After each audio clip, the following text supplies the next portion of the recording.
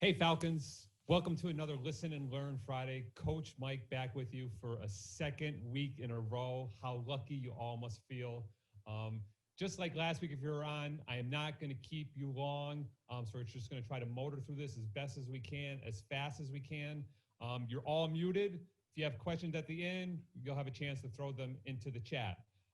Just remember, we are taking roll, and we know if you've been on for 1 minute or for the entire time. So make sure you stay on. Don't log in and don't log off. We will be quick. And just one more reminder, if you're not doing it, we need you to do your strength and conditioning questionnaires that are on the strength and conditioning page that are due every Sunday.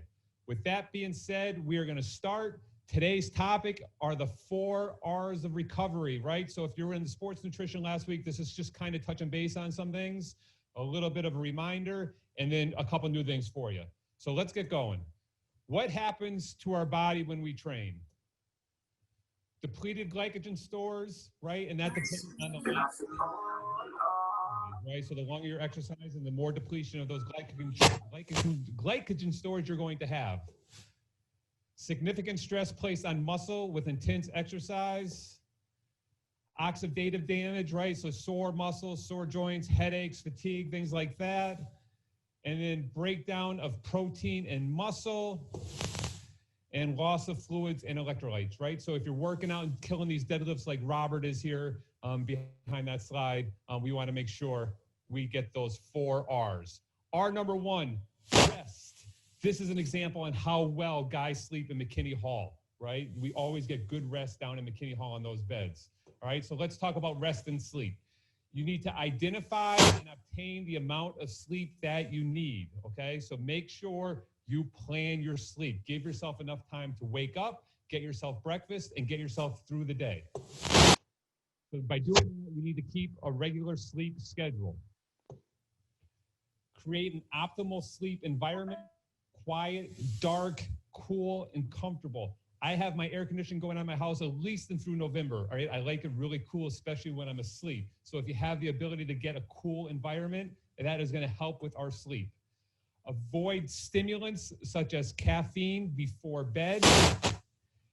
Rest is necessary to replenish glycogen stores. Rest is very important with recovery, right? A lot of stuff happens while we're asleep. A lot of good stuff happens while we're asleep.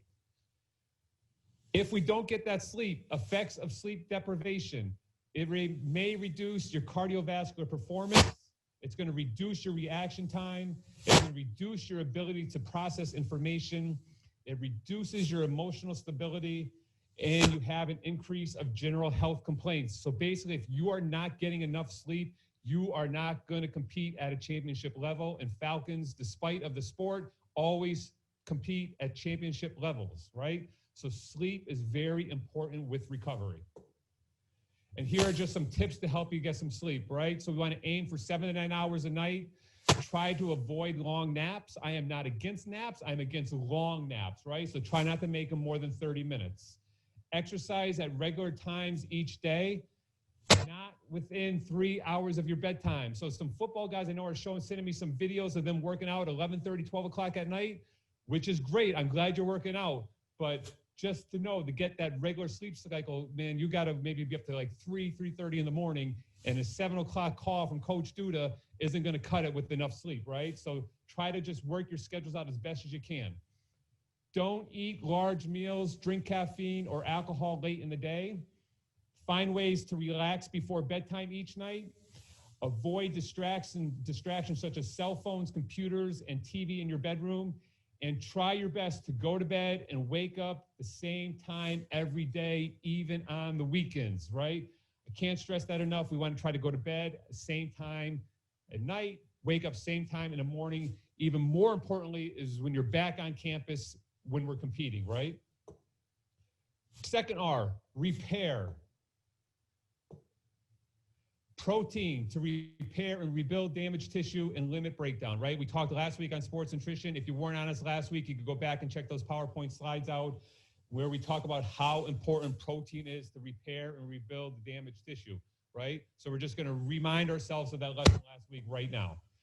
We want fast absorbing carbohydrates, protein mix, right, to optimize, repair, and rebuild those muscles.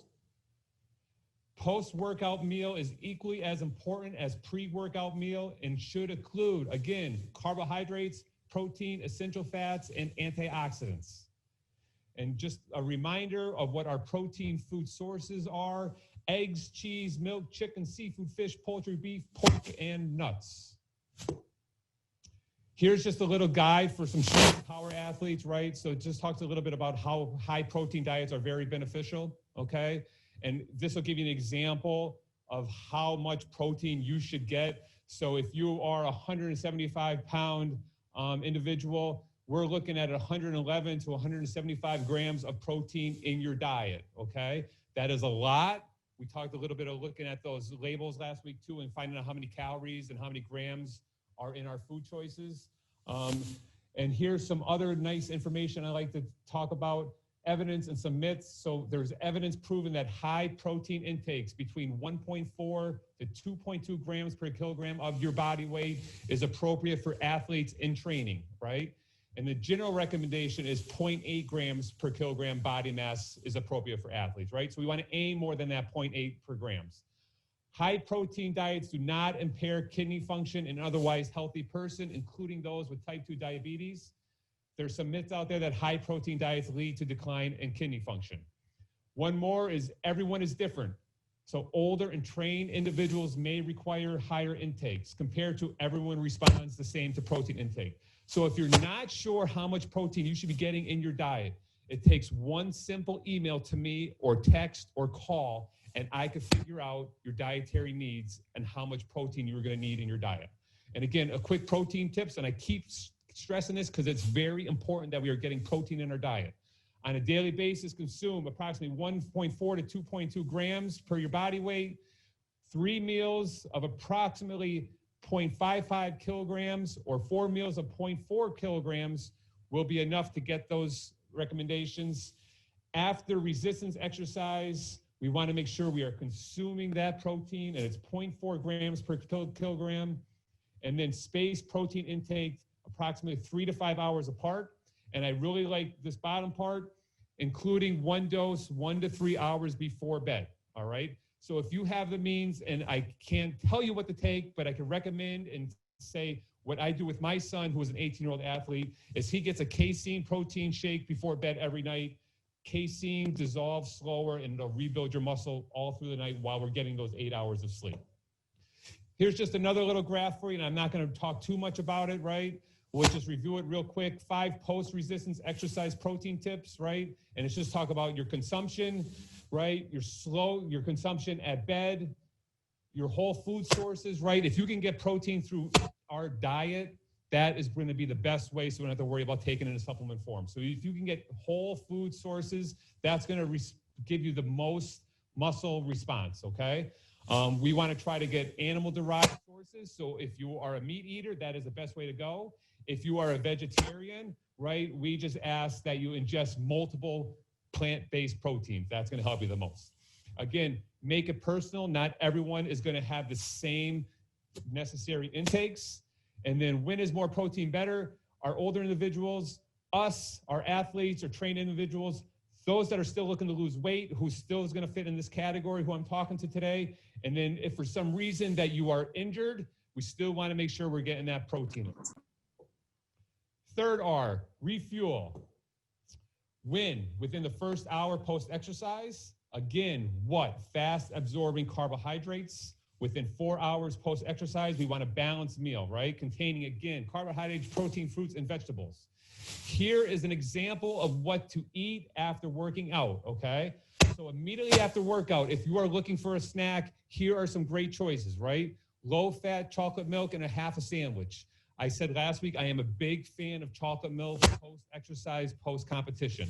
You can go energy bar or a smoothie shake with Greek yogurt. Again, we talked about cottage cheese last week. It's probably disgusting. I never had it, but if you can eat it, it is a great source for you, right? Or worst case, we're going to supplement with protein powder.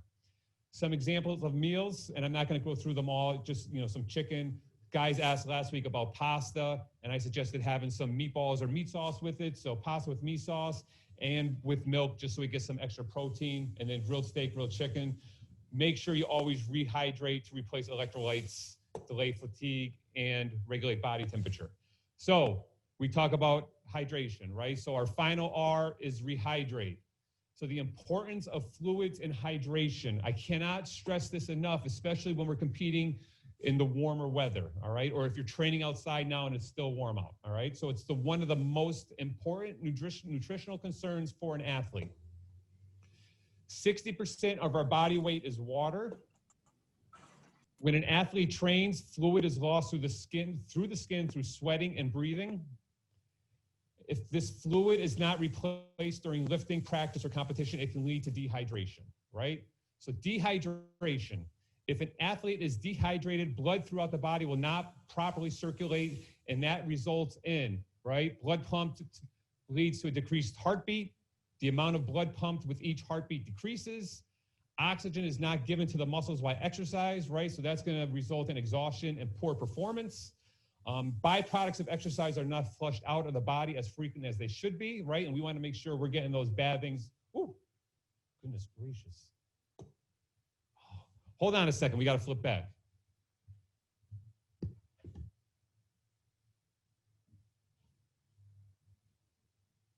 Oh, no. Hold on, I got it.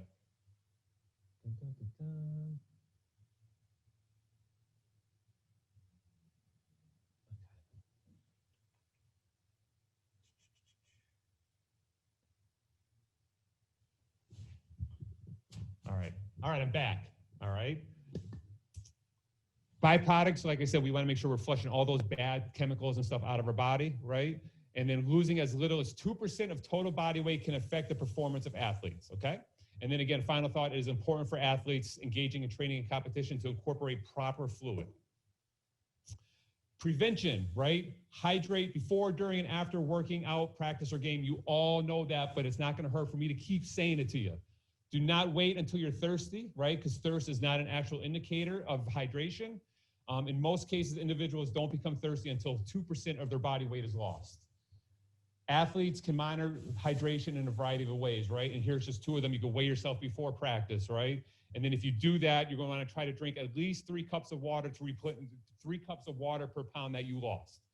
A second one is checking urine color, right? And we're going to talk about that in a second. So guidelines, monitor your fluid losses like we just talked about, especially hot weather and in conditioning phases. Each kilogram or pound lost during exercise, like I just said, is 1.5 liters or approximately 3 cups of fluids. Do not restrict fluids before, during, and after competition. Do not rely on thirst as an indicator.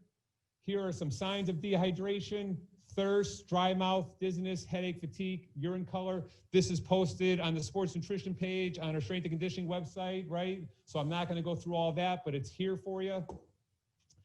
Here is an example of a urine color chart. So I like to use urine as an example of hydration levels. And I also like to say, if your urine falls in this color, 1, 2, and 3, we are at a championship level, right? You are hydrated enough to compete at the highest level, to train at the highest level. If you're falling in 4 or 5, I'm calling you a selfish athlete or a selfish teammate, okay? If you're falling in 6 or 7, you basically have blatant disregard for your teammates and your coach, all right? We never want to be here. And if your urine is that dark and you're in training or competition, you should just stop what you're doing, find something else to do, right? You should not be competing, all right? So we want our urine color to look like this. The later it is, the better. Championship levels, all the way down to stop what you're doing, you're not an athlete anymore, right? We should never be at number 8. And then we're just gonna wrap it up real quick, right? Just a reminder on how important fluids are. Replace them during exercise. Drink 16 ounces of fluid per pound body weight loss, right? Those 3 cups. Monitor your urine color. The lighter, the better, right? 16 to 20 ounces, 2 hours pre-exercise. Another 16, 10 to 15 minutes before exercise. And drink 4 to 6 ounces of fluid 10 to 15 minutes during exercise, right? If your workouts are not longer than 45 minutes, water will do the trick. If you're going to be longer than 45 minutes, and that's when you're going to start looking for those electrolytes, you know, those Powerade, Gatorades, things like that. That is it for today. That's been 15 minutes, right? So my limit was 20. So if you have any questions, toss them into the chat. Even if you want to talk about something else, you want to talk about Pac-12 football and how they're coming back and how great Colorado is going to be future Pac-12 champs. Whatever we want to talk about, put it into the chat. We got 5 minutes.